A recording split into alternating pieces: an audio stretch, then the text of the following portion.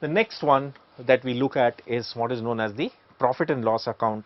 Many of you might have made that judgment that profit and loss account should show what is the excess of income over expenditure or vice versa.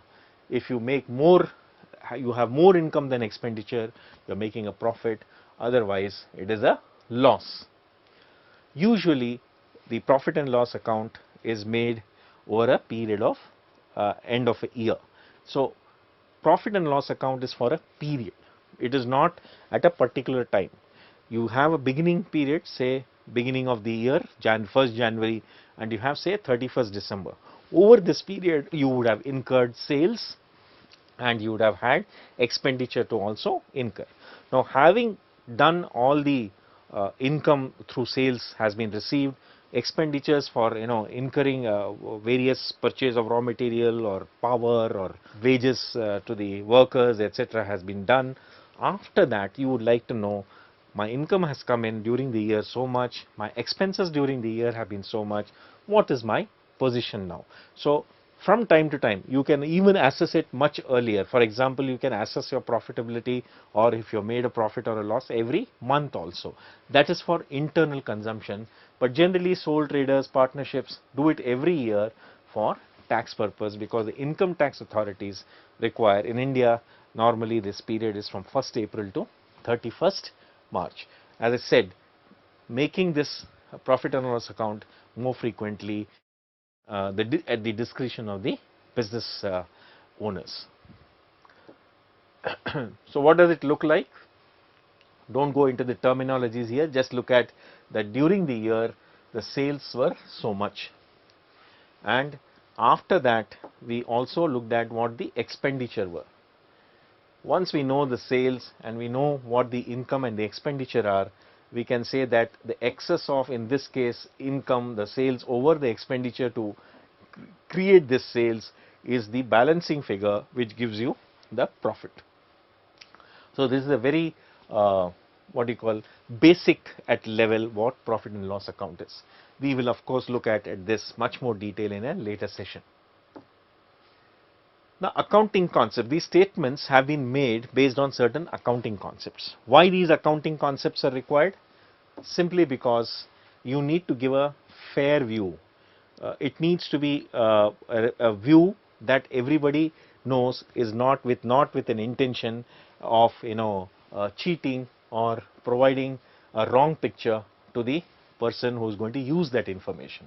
So it is a purpose of using these concepts is true and fair view, is also because many people different businesses might use their own ways of creating financial statements. Now you don't want that. You want some consistency in how all the businesses provide their financial picture, and therefore there are certain taken for granted principles that are used, which we will quickly look at. One is what is known as a going concern concept. That means at any point in time, for the foreseeable future, I assume that the business is going to be running. We are not going to assume that at the end of 6 months or at the end of 1 year, this business is going to wind up and we are going to sell all the assets. Now let me just take an example.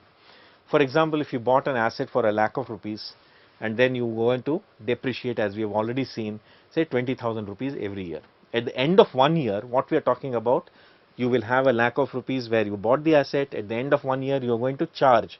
You are saying that 20,000 rupees, I move out this to the expense account, and therefore the value of what I have, the machinery that I bought, is now 80,000 rupees in my books. Now if I were a going concern, I am not bothered about what, if I take this machinery to the marketplace and sell it, at what price it will go, because I am going to use this machinery for production purposes next year and the year after and the year after. But if I am going to assume that my business is not a going concern, that at the end of the year, then I might want to find out what is the cost at which it will sell in the marketplace if I were to go to there. Suppose that works out to be 40 or 50,000 rupees. Now should I put that cost into my value of the asset? Now only if I am going to sell, I should be worried about that. If I am not going to sell, I am going to use that asset continuously, then I need not worry about what is the liquidation value or the value at which all my assets will be sold every year. So Only when I am going to sell I need to be bothered about it. So, in that is why the going concern means that you are going to value your asset at the cost at which you bought, and then you are going to depreciate it depending upon what your life of the asset is. The second one is called accruals or matching concept. Let me just take an example. Suppose you have taken a bank loan for a business where interest of say 20,000 rupees is payable on 1st January and 1st July. Now, you are going to try and assess your financial status as of 31st of March.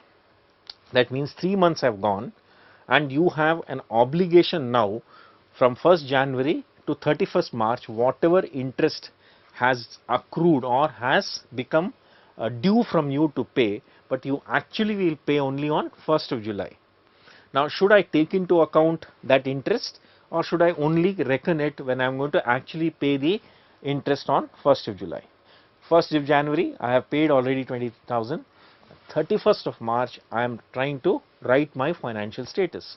So, at that time when I am arriving at my profit, what should I do? Should I take the 3 months interest and then charge it off to my income, that is reduce it from my income, or should I wait only till 1st of July when I am actually going to pay?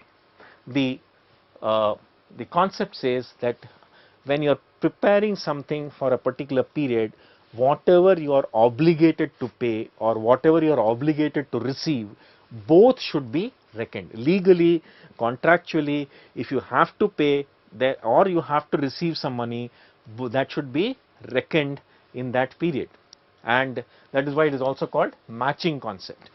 So, you should reckon it and you should provide for it, then only you will be giving a fair picture, a correct picture, otherwise that picture may be distorted. That is what is called the accruals or the matching principle.